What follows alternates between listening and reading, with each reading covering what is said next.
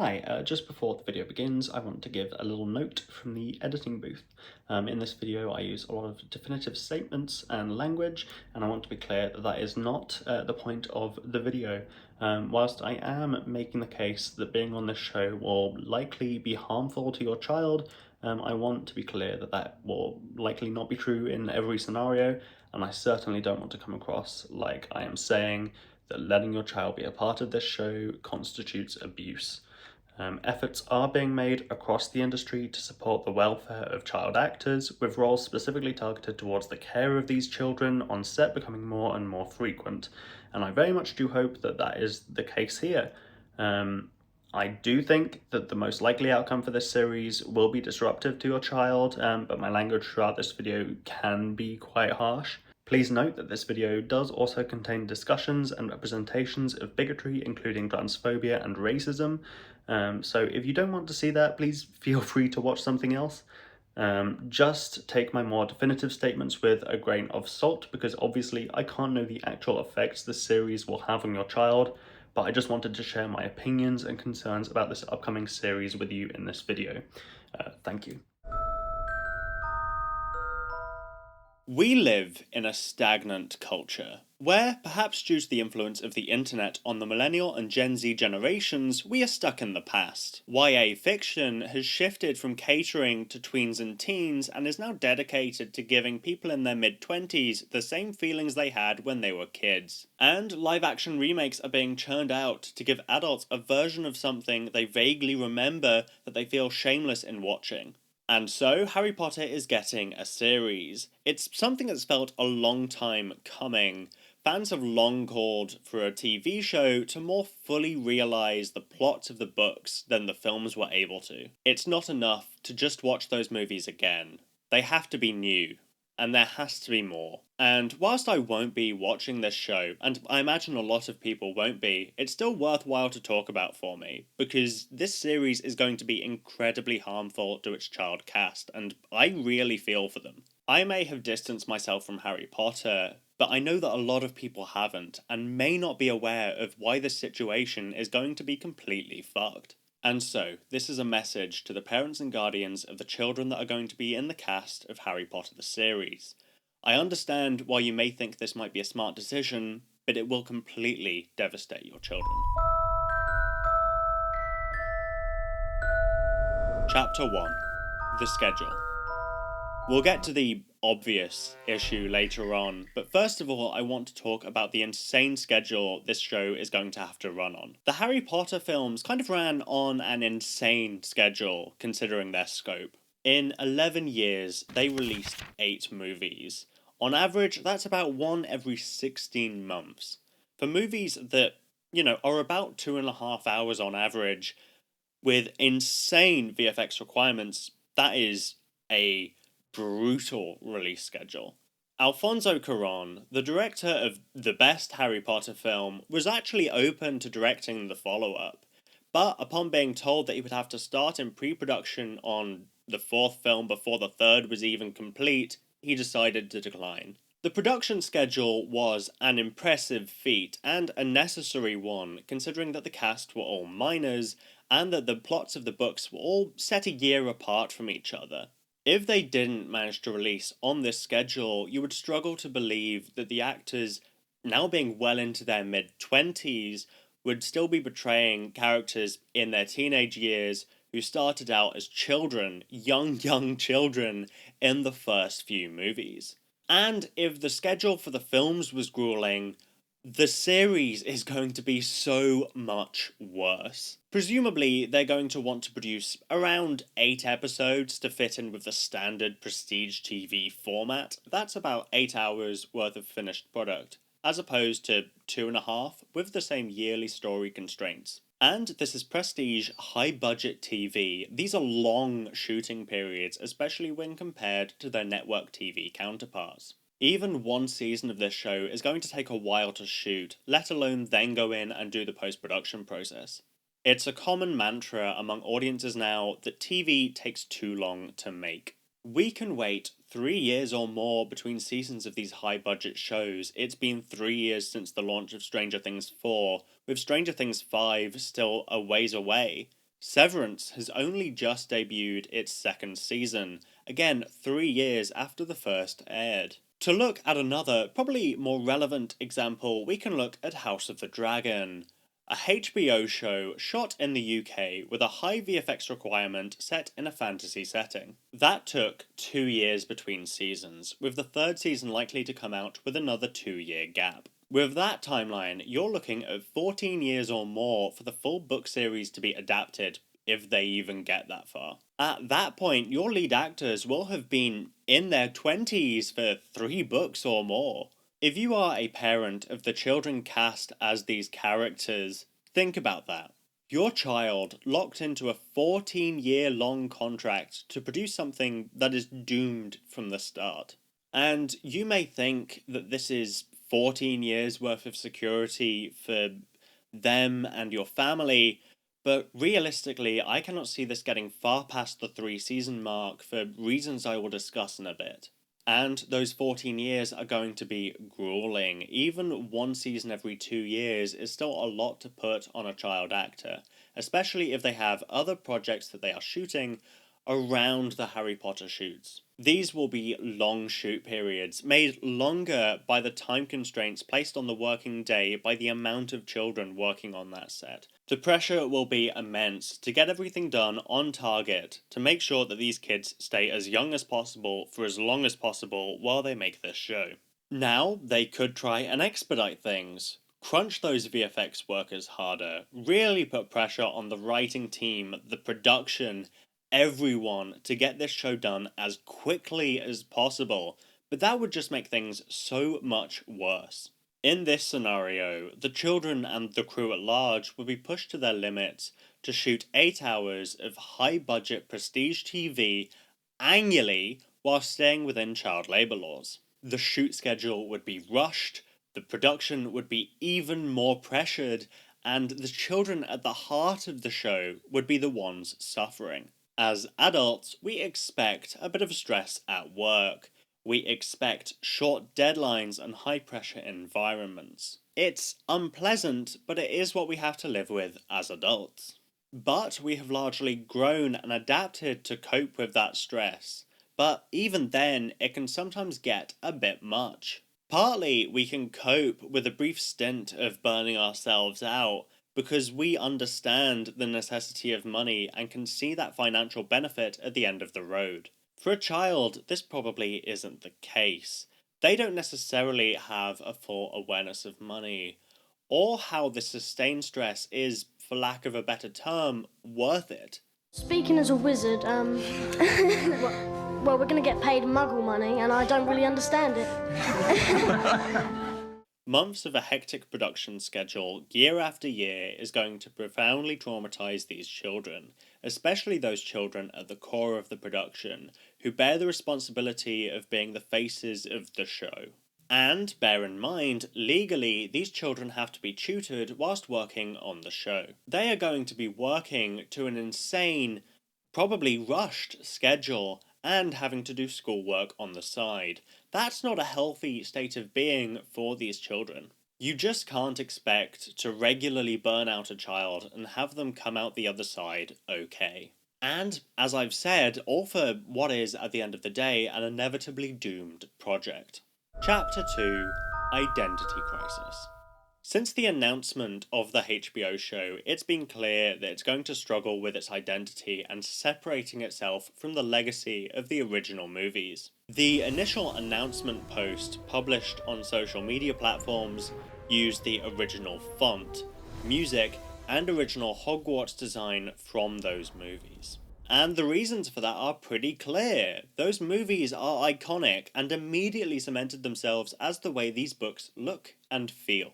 When people read Harry Potter now, they picture Daniel Radcliffe, they hear the music, they picture the Hogwarts of the movies as they read passages about stone hallways. The movies are as much Harry Potter as the books are, and as such, the new series cannot deviate too much from that aesthetic and feel without alienating fans who might connect just the vibes of the movies with the series as a whole. But from a capitalist perspective, Warner Brothers also have a financial interest in keeping the aesthetics of the movies in the show. These movies have spawned vast amounts of merchandise, from robes and chocolate frogs to wands and bookmarks.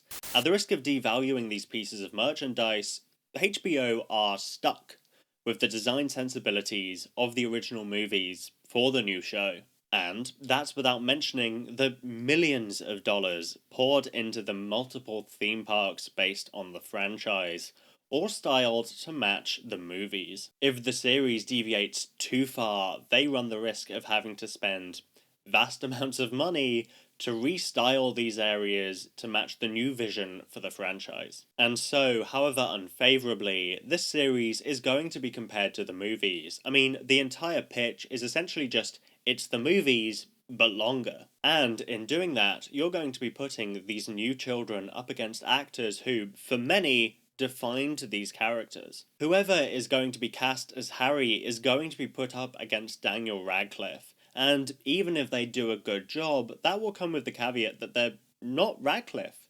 They're not the Harry Potter that people have grown up with for decades at this point. And Radcliffe's casting was the result of Chris Columbus working with the best interests of the children in mind. Whilst looking at children to play the core cast, Columbus and his team also looked at the parents to make sure that the children playing these characters would be taken care of at home, as a result of Columbus's experience working with Macaulay Culkin on the Home Alone set. In the documentary Child Star, Chris Columbus talks about how going from a working class background to having your child be the breadwinner of the family, it can be a difficult situation to manage.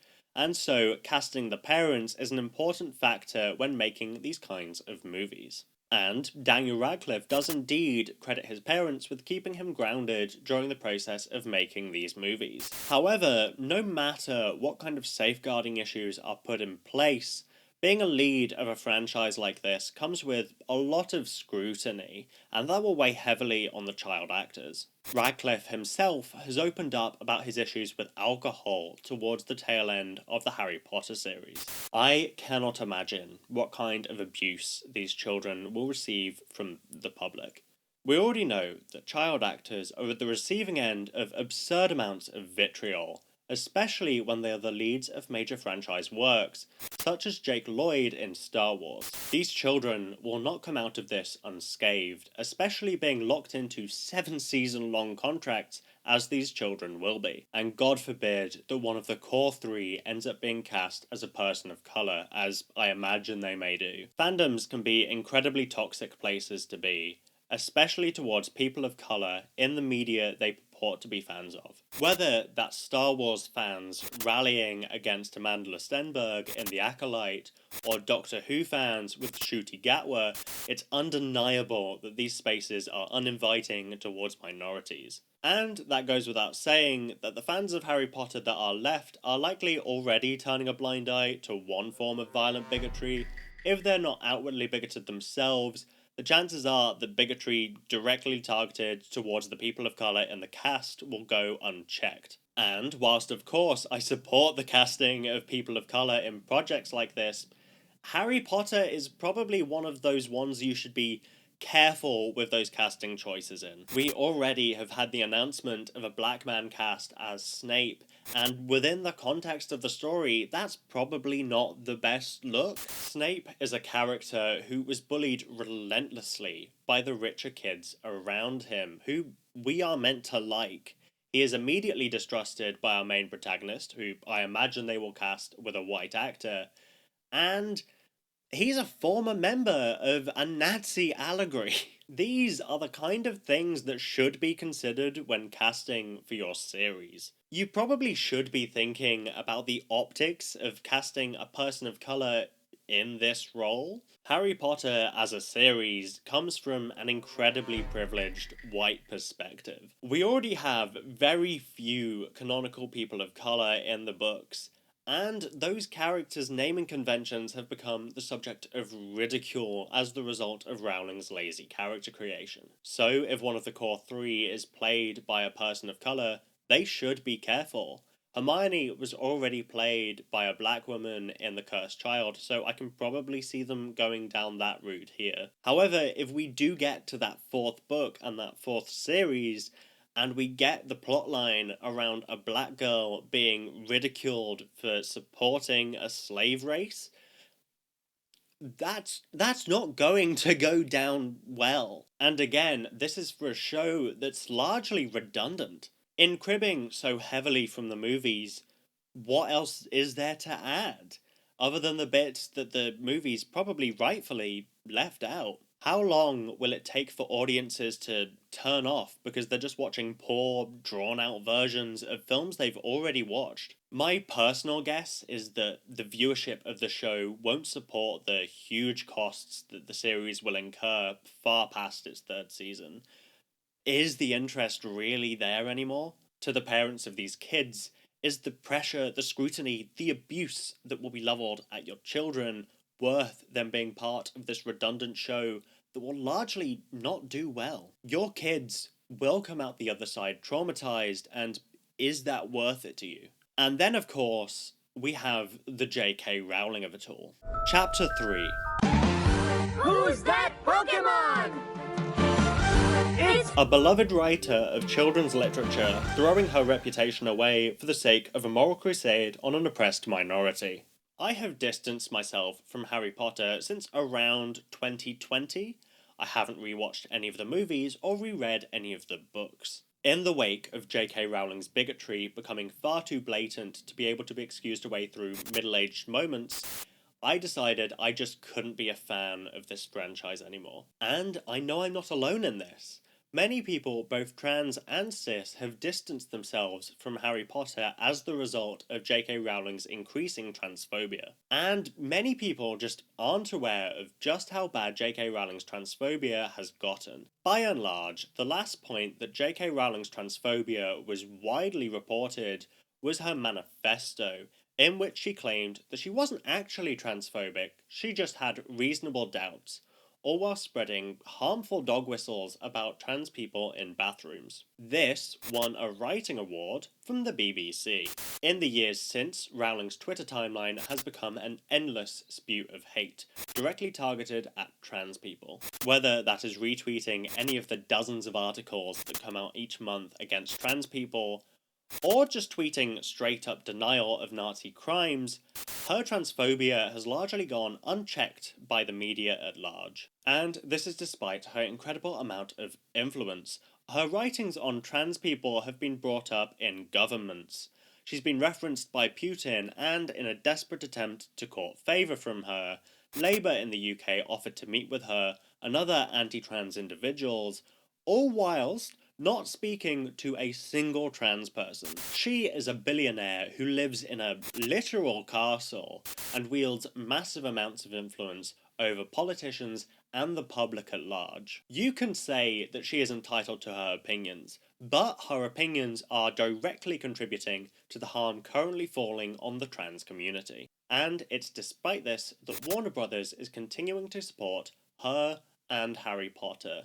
Rowling is supposedly very involved in the production of this new show. Obviously, Warner Brothers is, especially in its current state being led by David Zaslav, primarily concerned with making money. And Harry Potter makes millions of dollars a year.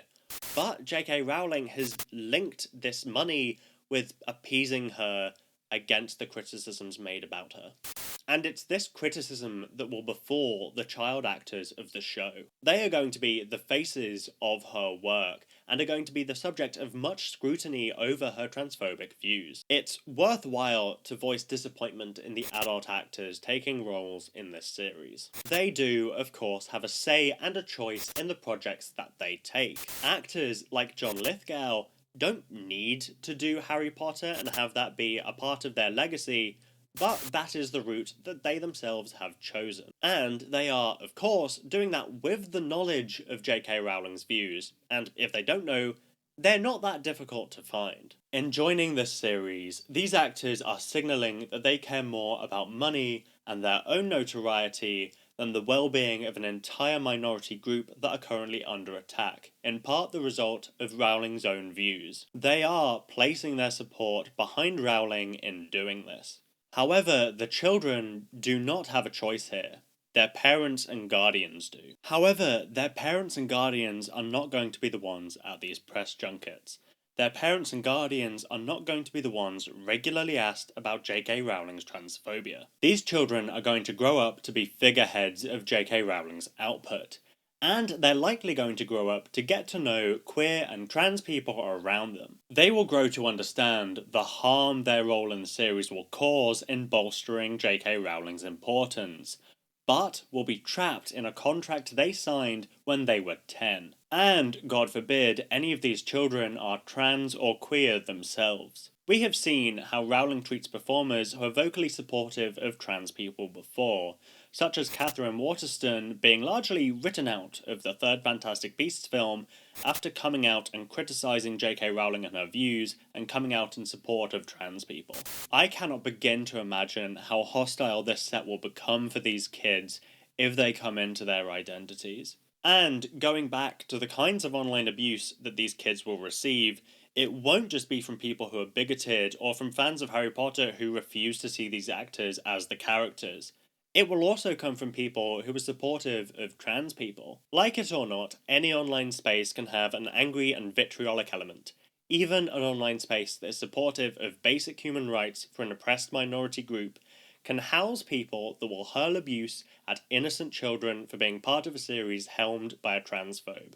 It's unfortunate, but it's true. These kids are going to be abused from all sides, and it's unlikely that you're going to be able to protect them from this abuse. And hey, if these actors can't be written out and do turn out to be vocally supportive of trans people, they can probably expect some online abuse from Rowling herself, with Rowling recently quote tweeting a tweet that said, "What actor/actress instantly ruins a movie for you?"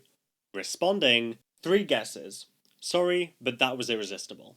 This is, of course, referencing the original core trio of the Harry Potter films, who have since come out in support of trans people against Rowling's views. Or, to a lesser extent, national treasure and star of Harry Potter and the Goblet of Fire, David Tennant, whose own support of his trans child has resulted in repeated posts attacking him for daring to not support Kemi Badenoch's own anti-trans views. Chapter 4.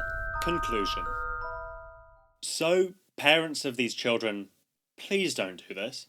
Child performers are already at the centre of questions around child labour laws and the pressures of having that level of fame at such a young age. There is a reason that so few child stars come out the other side happy and healthy. Outside of everything, this series is just so redundant, I can't see it lasting the full 7 seasons. We've seen Harry Potter with the aesthetics they will be going for. This will just be a weak and overlong imitation of that, and the people that do watch it, whoever they may be, are probably going to get bored quite quickly. We live in an age when, no matter how big a show is, its future is uncertain. A Star Wars show can be a platform's second biggest performer for a year and still not be picked up for a second season. I really can't see Harry Potter, the show, going all that far, and is it really worth putting your child through all of that for the final product to just be that? You're not getting a decade and a half of financial security. You're maybe getting a few well-paid years and a traumatized child. Your child may like Harry Potter and may be excited to be in Harry Potter, but believe me when I say that it's not in the best interest of your child to be in this show. For the sake of your children, please don't let them be in this show. It will hurt them, and you will ultimately be to blame for that when all is said and done. Look, I don't want to be a Debbie Downer. It's an exciting opportunity. I really hope that I'm wrong about this and that everything goes great with production and that these kids are taken the best care of possible and they come out the other side of it proud to have worked on this series. But it's gonna be bad and it's not going to be worth it. And the series has got so much bad blood and bad press around it that it's just not worth it. sorry for making this video. I don't like being negative, and I know that's 2 negative videos in a row. If you've watched my Doctor Who video, I don't know what the audience crossover on that is, but, you know, hopefully I have some more positive stuff around the corner. Yeah, I'll see you whenever I get round to making something else. Thank you. I think I'm a match for you because I know I'm a match for you.